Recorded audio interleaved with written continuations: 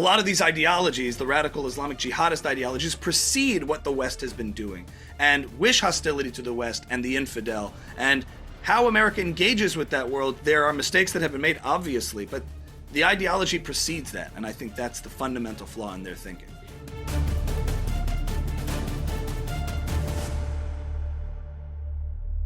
It's been a whirlwind 24 hours since Donald Trump announced a peace deal and a ceasefire between Iran and Israel. And let me tell you, this deal, when it came out, you probably had a similar reaction, seemed almost too good to be true. Not only was Donald Trump announcing that strikes would end at midnight last night, but also that this was, as he said, hopefully a lasting ceasefire, a lasting peace deal.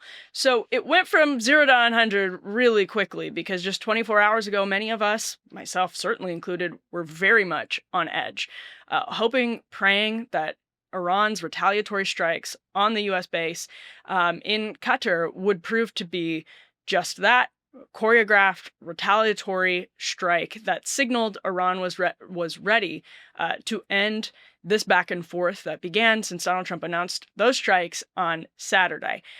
Now, personally, I was in the camp, and probably remember this, deeply skeptical that striking Iran was a good idea. I remain in that camp. I was proven wrong about what was going to happen. I'm happy and thankful and grateful to be proven wrong in this case. No Americans have died. But this is a big but. What hasn't changed in my perspective is that the risk was intolerably high. The risk of catastrophe was intolerably high. The risk of many, many deaths of Americans was intolerably high. So I'm glad to see the solution. But, as somebody who is rightfully, I would argue, paranoid about nuclear proliferation, I think some paranoia was entirely warranted in this case. Now, I know many of you disagree with me, and that's great. I appreciate it. I appreciate always having these conversations here. So I wanted to bring Ami Kozak on the show today, somebody who's definitely less aligned with me on these questions. Also somebody who does a great Tucker Carlson impression that maybe we'll get a little taste of in the interview. But right now, I'm very much willing to admit that I had something a little bit wrong in this case, that Donald Trump seems to have proved us wrong. As a reminder, this is a bit tenuous, obviously, because as Donald Trump said this morning, let me just roll the clip. I'm going to let Donald Trump. He was leaving the White House early this morning on the South Lawn. He was talking to reporters who were gathered there. Let's take a listen. Said that Iran violated the peace agreement and the ceasefire agreement. Do you believe that Iran is still committed to peace? Yeah, I do. They violated it, but Israel violated it too. Are you questioning if Israel is committed? Israel, as soon as we made the deal, they came out and they dropped a load of bombs, the likes of which I've never seen before. The biggest load that we've seen. I'm not happy with Israel. When I say, okay, now you have 12 hours, you don't go out in the first hour and just drop everything you have on them. So I'm not happy with them. I'm not happy with Iran either. But I'm really unhappy if Israel's going out this morning because the one rocket that didn't land, that was shot, perhaps by mistake, that didn't land. I'm not happy about that. You know what?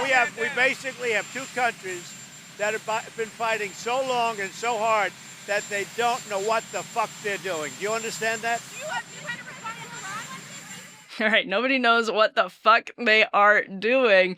Evergreen sentiment, if ever there were one. But all that is to say, whether this remains, whether the ceasefire deal remains, is yet to be determined. We're not even 24 hours into it.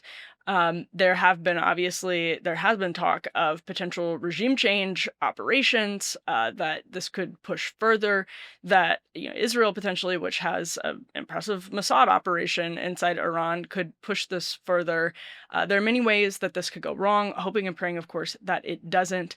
But let's talk to Ami Kozak, who's been in conversations with Candace Owens and others. Ami is a comedian. You can go to Ami Kozak, that's AMI Kozak, to find out more and follow his work.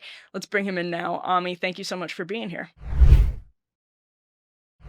Great to be here. Thanks for having me. Yeah, no, I'm glad to have you today because we are in a strange time where the ceasefire has been called. The president is saying that both Israel and Iran don't know, quote, what the fuck they're doing. That's a direct quote verbatim from Donald Trump on the South Lawn this morning. And you've really been on the forefront of kind of both the substance and the policy question, but also the culture question of what's going on when it comes to U.S. Israel policy. So I just want to start by getting your thoughts on what's happened over the course of the last 24 hours since Donald Trump announced this shocking ceasefire deal. And here we are today, Tuesday, hoping, praying that it lasts. Well, I remember like yesterday, it was Trump and Elon having a beef. And that was like 3 minutes ago. So the news cycle just moves so incredibly fast. It feels like history is made every single day. There's something crazy historic that goes on. I'll say this, as far as Trump's reaction today, Trump's volatility is sort of the cost of doing business. And sometimes it's very beneficial and sometimes it can be a little disheartening. But I've learned watching and observing him over his entire political career to always step back and look at the 4D chess maneuvering that's always going on here. Not everything is as it seems, and there's always more calculation than it seems on the surface. And so there's too many people out there who have so many opinions and so many takes and jump to conclusions and very little to back it up. But I've been trying to comment on that sort of lack of humility with so many in, say, the isolationist anti-war echo chamber commenting on this space.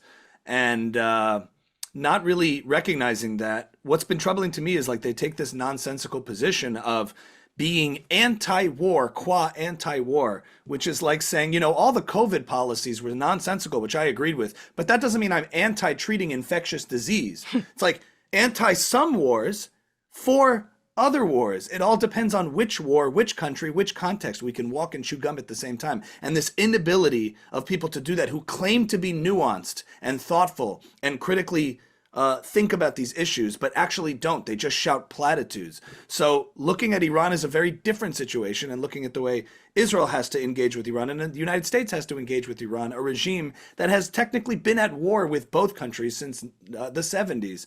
And has committed acts of aggression against Americans, against Israel. And for people to just look at this in this such short-sighted box, claiming to be thoughtful, critical thinkers, are really just nonsensical parts of a commentariat that I don't think really possesses a lot of critical thinking.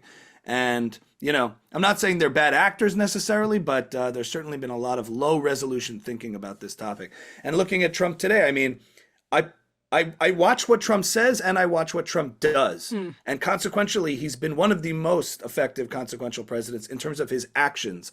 And the words, I process slightly differently than taking it literally. I take it seriously, but not literally, as people say. And the detractors take him literally, but not seriously. And I think we've learned, having seen a president that puts his money where his mouth is, what he's been willing to do. Because a lot of presidents have always said, Iran cannot be allowed to have a nuclear weapon. And it's been posturing and lip service. And Trump has demonstrated that he's been willing to execute on that. So, and one of your most viral impressions is Tucker Carlson, and it's a really funny impression. I actually talked to Tucker Carlson last night and was trying to, because you and I probably disagree, and I'm probably more aligned in the Tucker camp. But on this question, I was asking, would Iran have come to the table with this deal that people like Tucker and Steve Bannon are celebrating right now if Donald Trump hadn't performed the military strikes? And the place go ahead, yeah. Well, what time did you have the conversation with Tucker? What exact time was it? It was about 10 p.m. About 10 p.m. How many seconds did it last? How long was your conversation? I just figured you'd want to know. You'd want to know how long the conversation would be if you're having a conversation. I mean, I love that. I love that you spoke to him. Had to give you that. That was well done. I'm sorry. I had that in the can. So the question was, would Iran have come to a deal without military action? Tucker said Iran wouldn't have come to this deal. He doesn't think Iran would have come to this deal without the military strikes, which is a pretty interesting question because there was diplomacy happening before, and whether or not that diplomacy was legitimate is a question that people are debating right now. But without the military strikes, I do think Tucker's probably correct there. It is unlikely that any deal that looks like this, as of right now, would have been achieved, which is a real, I think, from your perspective, that's a vindication of what people like you were saying. Does it feel like that? Yeah.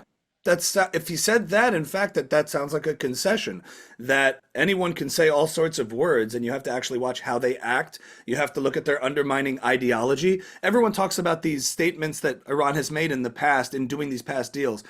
My understanding, as a non-expert on this, but what I do know is that the Ayatollah is the supreme leader of Iran. It's his statements that matter. It's his posture that matters. All the other politics involved are irrelevant as compared to what the supreme leader says, who has absolute say, is the authority over the military, over the current stance of Iran, and has committed acts of terrorism, has sponsored acts of terrorism, certainly against Israel and against the United States over the last few decades. And I think in terms of history, we know, if you look back at, we've achieved peace in our time, Neville Chamberlain, World War II. People acting on the political stage, nefarious actors who have fanatical jihadist ideologies, can say all sorts of things, can write all sorts of things on paper, but that proves to be meaningless and has disastrous consequences. And the way to avoid further escalation in war is to use military force to stop that so that you don't get a larger war. And a lot of people think, oh, it's easy to say isolationist worldview to not intervene and not get involved. It's easy to say that that's not going to cause escalation, but what you don't see is the unseen circumstances of doing nothing. It's very easy to point to the seen costs of military strikes and intervention in the moment. What you never see is what could have happened and been far worse.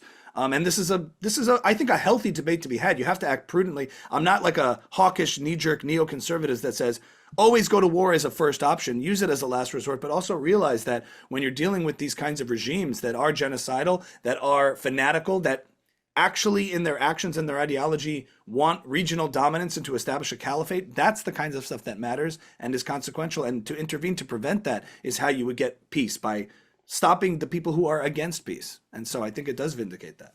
I was eager to ask you about, because you've talked to people like Candace Owens before and had some of these really important conversations with people like Candace Owens, and I know you're a pretty close student of what that corner of the internet and of the right thinks about U.S. Israel relations. So just in the last 24 hours, but maybe we even broaden that to the last 72, since Donald Trump seemed to have authorized the strikes, and there was that precarious moment where people like Steve Bannon were lobbying the Trump administration towards restraint. What have you picked up on from those types? Do you feel like there's cope going on right now? What does it look like from your perspective? Okay.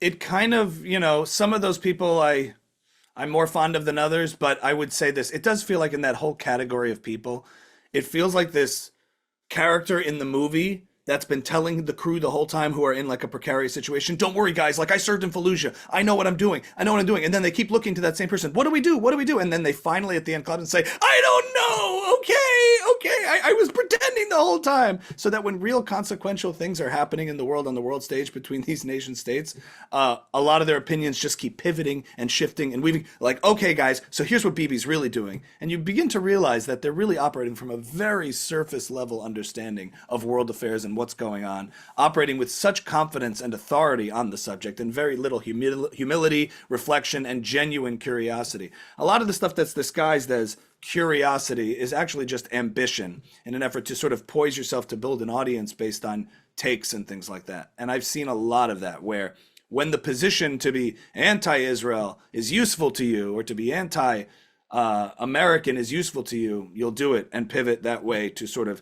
corner yourself off and build up your own sort of audience that way. But if it's not based on any sort of integrity or real humility or curiosity, I think eventually it will implode, because there's no organizing principle of your policies and your politics. I think a lot of these people, and I've seen it with Candace too, are sort of tribal actors that say, oh, okay, I'm going to be the conservative commentator pundit now and adopt all these ideas, not really understanding what conservative principles means or any of that stuff, but it's more about forming an audience around oneself. And that's the position that ultimately is motivating it. And then there's some other weird, darker stuff like Jewish replacement theology and some Christian anti-Semitism coded in there in her case, which has been playing that card. It started with anti-Israel, then anti-Zionist, anti-Jewish state, anti-Judaism, shout-outs to Kanye West, let's platform and have on and engage with a few Jewish conspiracy theorists. So it's been going down that dark road. That doesn't apply to everyone in this sort of woke right space. But ultimately, they take this premise that the only actors on the world stage that perpetuate and cause everything are the West, Western hegemony, America, and Israel. Everything else is a reaction to that. And they miss the chicken for the egg, where a lot of these ideologies, the radical Islamic jihadist ideologies, precede what the West has been doing and wish hostility to the West and the infidel. And how America engages with that world, there are mistakes that have been made, obviously, but the ideology precedes that. And I think that's the fundamental flaw in their thinking. All right, to see the rest of this interview, head on over to undercurrents.tv. Become a premium subscriber. It helps the show, and you get full interviews like this one. Undercurrents.tv. Make sure to subscribe on YouTube and wherever you get your podcasts as well.